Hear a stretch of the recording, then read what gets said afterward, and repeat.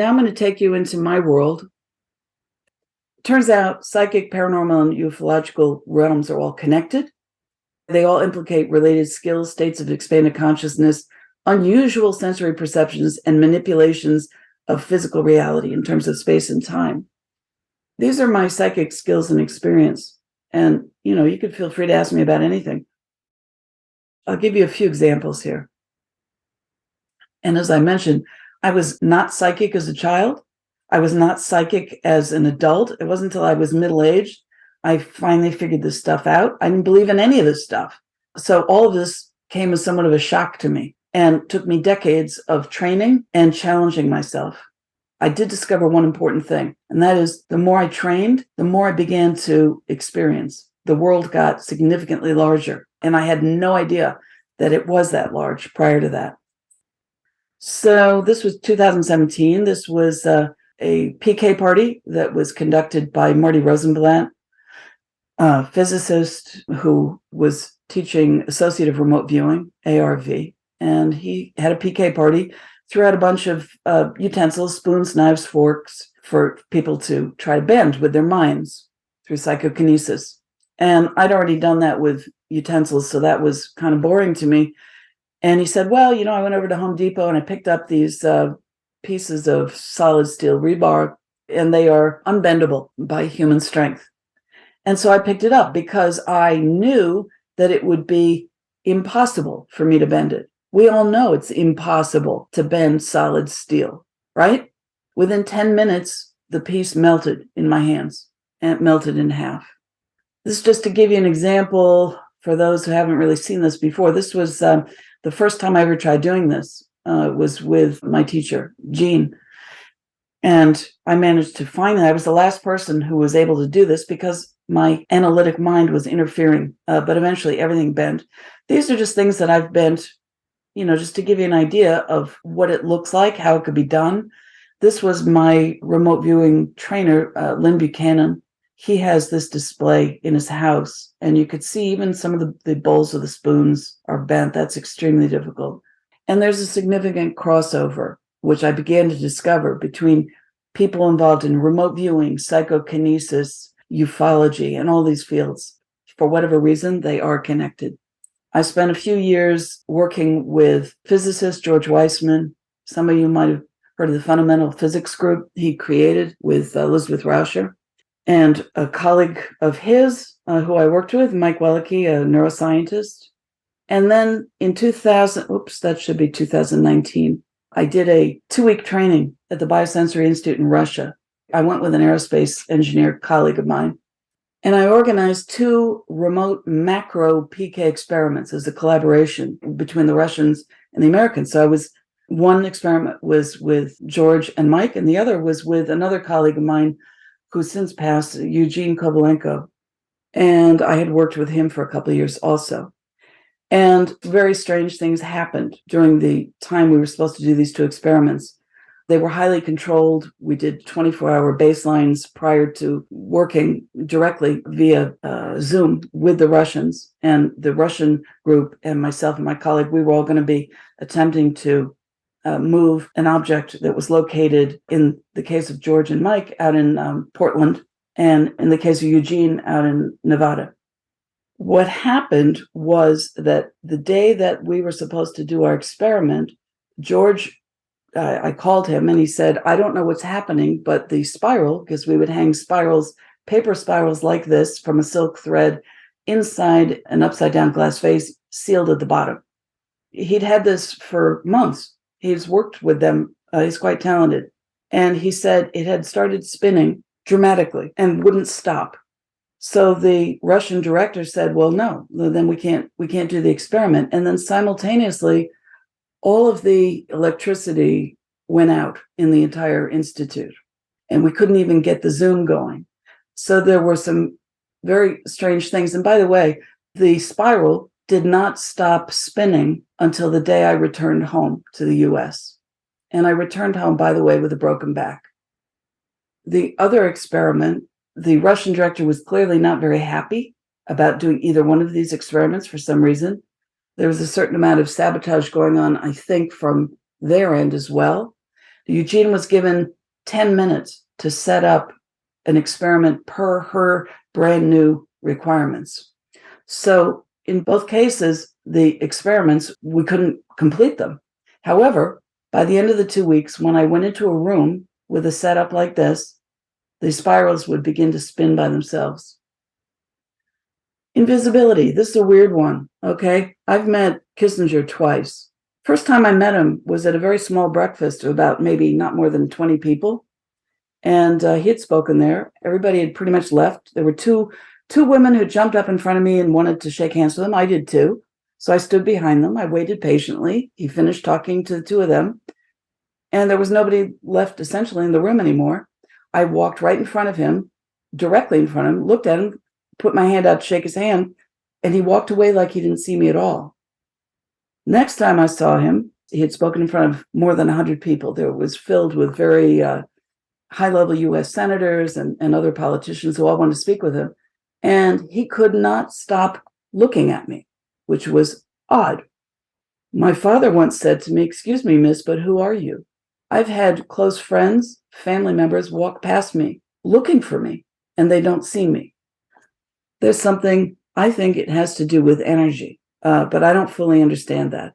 I've learned much later that actually invisibility is a skill that is practiced by shamans in Central and South America. By location, this is a weird one. I've been reported twice appearing visually and speaking in an audible voice in Utah, once while I was under anesthesia and another time while I was sleeping in New Jersey.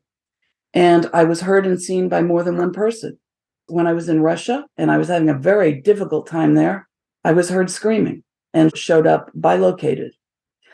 People who are experiencers, who've had experience with UFOs, ETs, whatever, many, not just one or two, many have reported seeing me on board. I have no memories of any of this. I've also had many people come up to me and say they know me when they don't. Some of you may have seen this. This is aura photography. I got in on this pretty early, like several decades ago, with my family. They color code these according to the India chakra type colors. And mine was sort of yellowy, intellectual. I figured that made sense. Years later, I go back and I come up with a green aura. And I told the person conducting this I wanted to do it again. I didn't tell them, but maybe I did. I wanted to make a blue aura. I did make a blue aura, but I crashed the computer. It didn't work after that. This is kind of a long story. I don't know whether you guys want to hear this, but my mentor was Ingo Swann, who created remote viewing along with the laser physicist Hal Puthoff Russell Targ at SRI. There's a very long story involved with him where essentially he had told me all about working with Jim Schnabel. And I met him in 2003. Jim Schnabel, he told me, had published this book in 2007. And I have many reasons to know the time frame for this.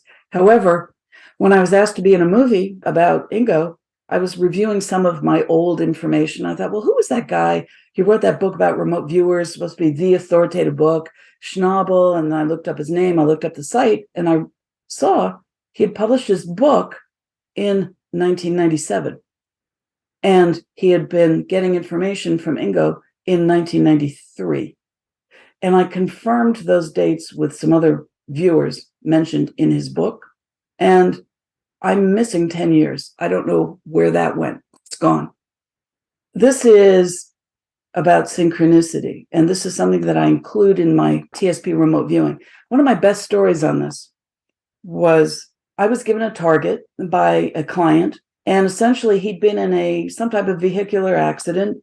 His attorney had gotten him a good settlement, a few $100,000, I think, and was holding it for several years. And this guy kept calling his attorney, emailing, writing, showing up as an office. And the attorney would not talk to him, would not return any phone calls or messages, and wouldn't return over the money. So the target had to do with, how do I deal with the attorney? Should I get another one? I get on the phone with him. I write what's called an advanced reading, where I pre-document all of my information. I got on the phone and I'm delivering my information.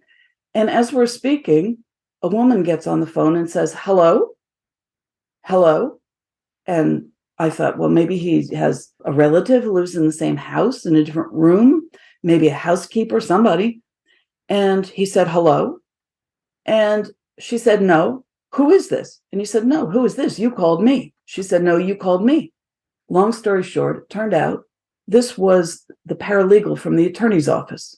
There's no way she could have called him because I checked later. He did not have a speed dial. He did not have 2 telephone lines. He was alone in the house. He didn't live with anybody. She called to tell him that the settlement money was going to be sent the next day. And the next day, the office manager called, and it was. So that's a synchronicity. That's why I include them in TSP remote viewing, because I believe they're a strong indicator of a reality that lies somewhere between this psychic ability and psychokinesis, which is this very physical psychic ability. Another quick story, medical intuitive energy healing work. This I do naturally. I met an astrophysicist in a wheelchair. He seemed to have something a little bit sort of like a Stephen Hawking type of disability. He could move his fingertips. That was about it. And his face a little bit. When I do energy healing, I don't touch. I keep my hands off the surface of the skin by about 5 or 6 inches. And I worked on him for, 45 minutes at a conference. I figured I'd never see him again. I wished him good luck. And the next day when I was having breakfast in the restaurant, his wife walked in and then somebody pushing a wheelchair. And it was him. He was walking. And they were blowing kisses at me. There's a tremendous power associated with this type of energy work. So this is my trainer, Lynn Buchanan.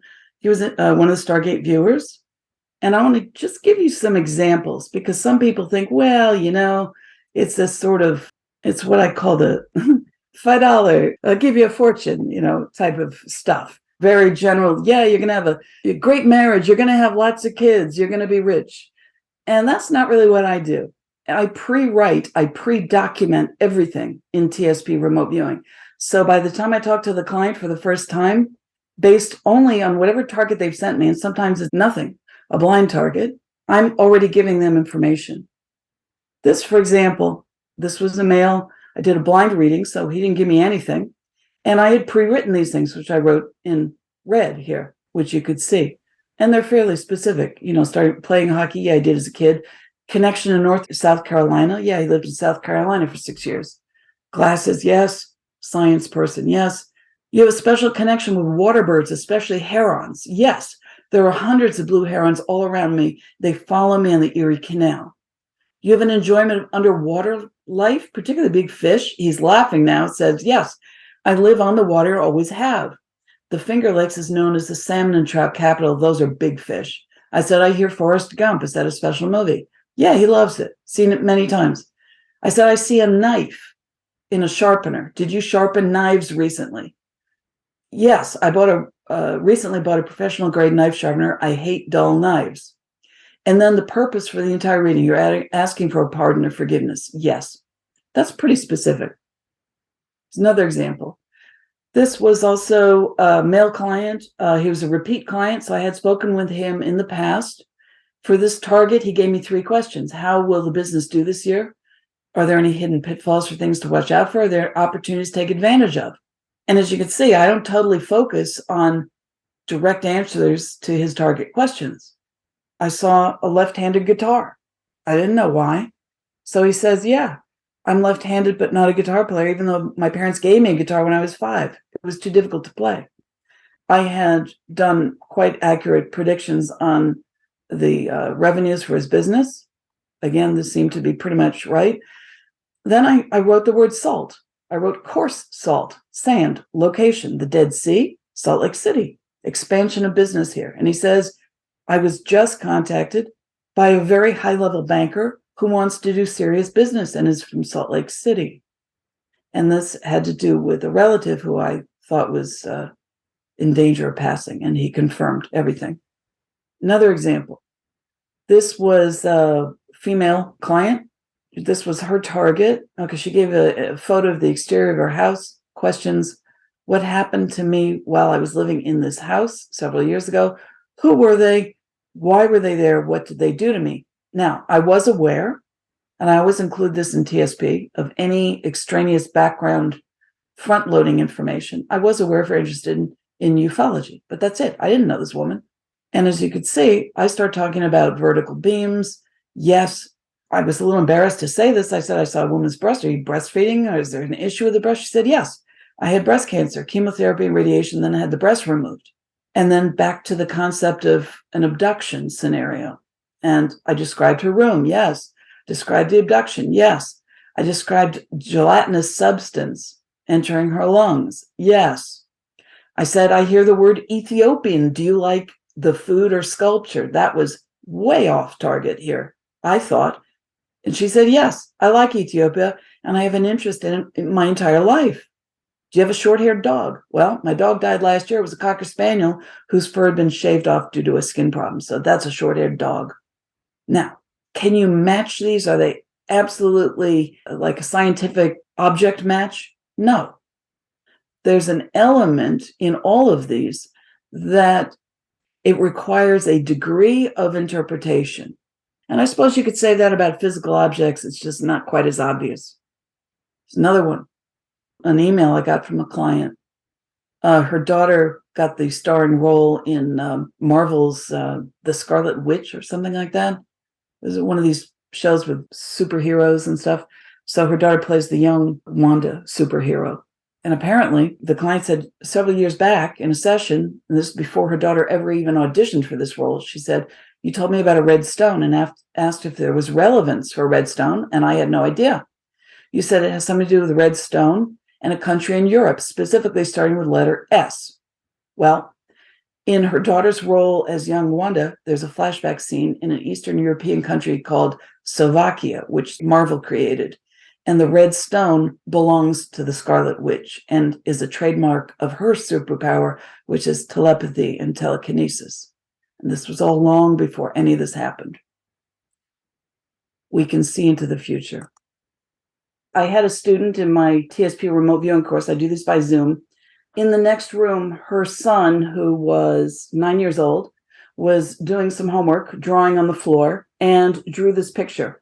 What he did not know was that at that same time, she was working on what was a blind target, which turned out to be this photograph. Once this was revealed, he was clearly tuning in to her consciousness. You've got the same building thing here. You've got another little building here, 4 trees. That's the only place where there's a tree. He said Santa is coming down in his sleigh, S-L-A-Y. But here's Santa coming down with a reindeer. And this looks an awful lot like a sleigh.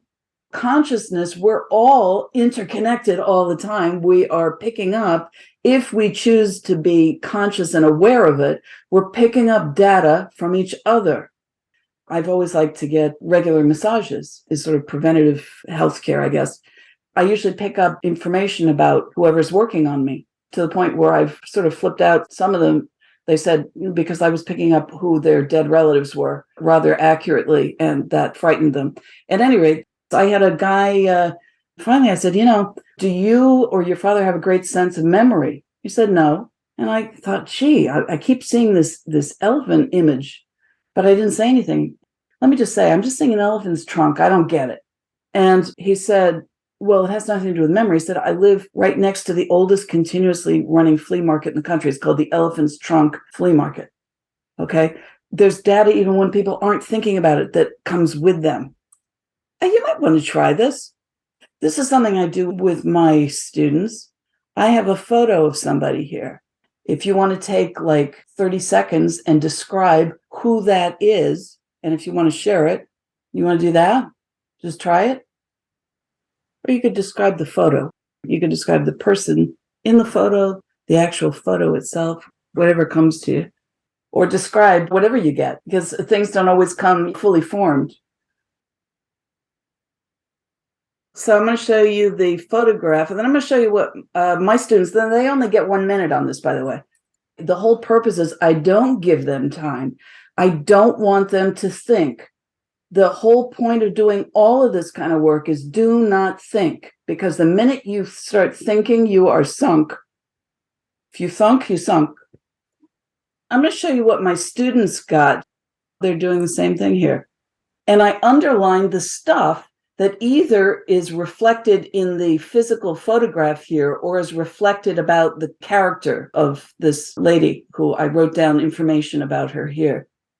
It's quite interesting. I mean, you have certain things that are psychic attractors, I would say. For example, the red dot for sure. I was glad somebody had picked up the dark red, and they said dark red, if you notice.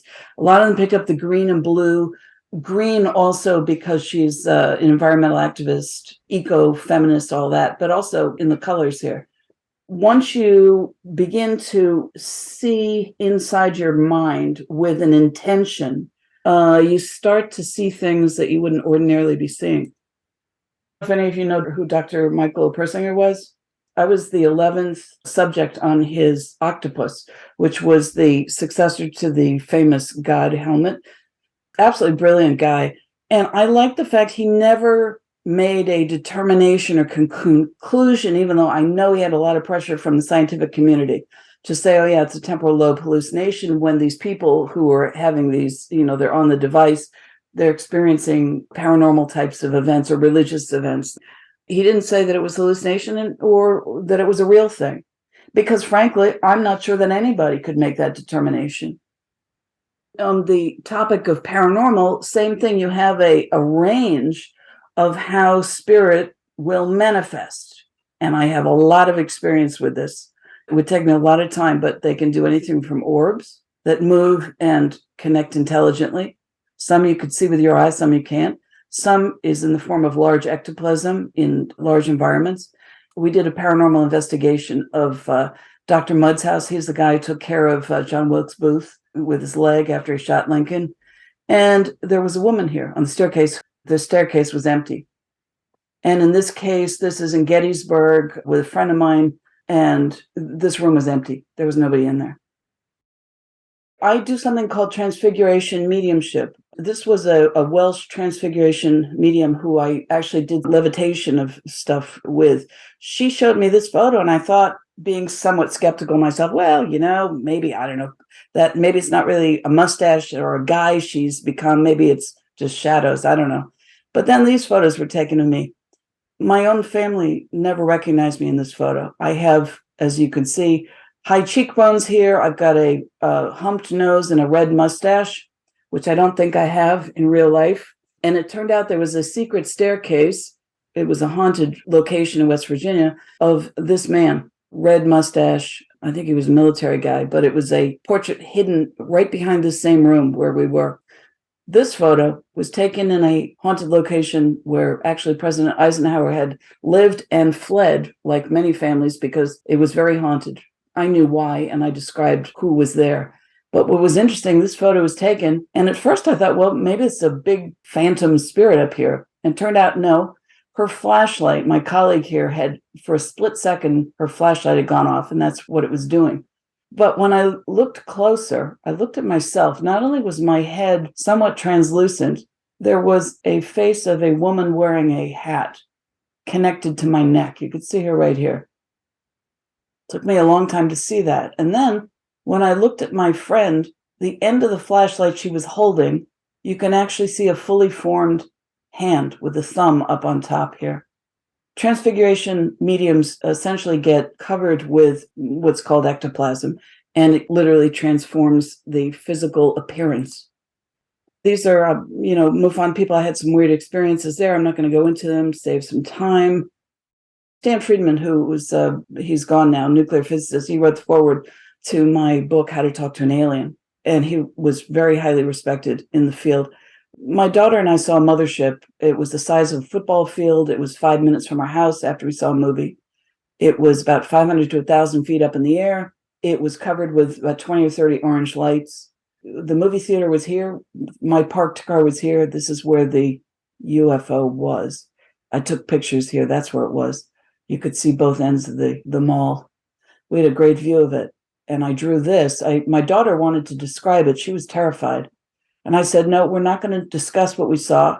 We're going to get home, and we're both going to draw whatever it was that we saw. I could only find some pretty bad crayons. And this was her drawing. This was my drawing. So essentially identical. Now, the strange thing was that Kind of like physicist Jack Sarfati, who always talks about his experience as a 13-year-old when he got a phone call from a cold remote electronic voice from the future. He says it was a sort of an onboard computer telling him to build it, which is what he's devoted his career to do. Well, my daughter and I had, for close to 2 years, we had phone interruptions between New Jersey and New York, no matter what phones we were using.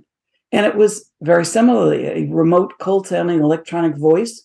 It spoke an unknown language, unlike Sarfati's, which spoke English. We could both hear it. We could no longer hear each other. It would talk and talk in what seemed to be phrases and sentences, and then it would hang up both of us simultaneously, and then we wouldn't be able to call each other back for 5 to 10 minutes. And eventually that happened not just between the two of us, but between her and a couple of her friends and me and my clients. So reality is so mutable, it can be played with. I don't know why people talk about a physical reality. Anyway, I'm giving my conclusions. So where does consciousness reside? Bilocation, invisibility, doppelgangers, NDEs, OBEs, remote viewing, lucid dreaming. And by the way, I've been able to enter other people's dreams and verify it with them in terms of timeframes also. Psychokinesis, ET, spirit contact can all produce verifiable evidence in the physical world. And collectively, they suggest consciousness can defy normal, quote unquote, restraints of time and space of the physical body through psychosensory expansion. And as suggested earlier, science needs to understand the physical and non-physical are both inseparable as aspects of consciousness. I think the key is to find new meanings by reconnecting the dots and the data points differently. You create new meanings from activating apophenic pattern-making perceptions without automatically dismissing them as false illusions or, oh, that's just your imagination.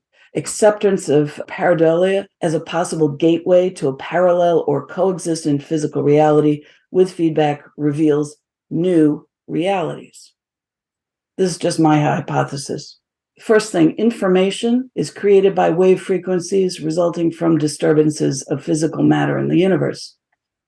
Physical matter, such as the shape of the human body, is shaped by shifting information like a massive cymatics pattern. Intention is the algorithm of the conscious universe that controls the way information shifts. And finally, the shape of our physical body dies, but our consciousness lives on as a fractal of the original intent.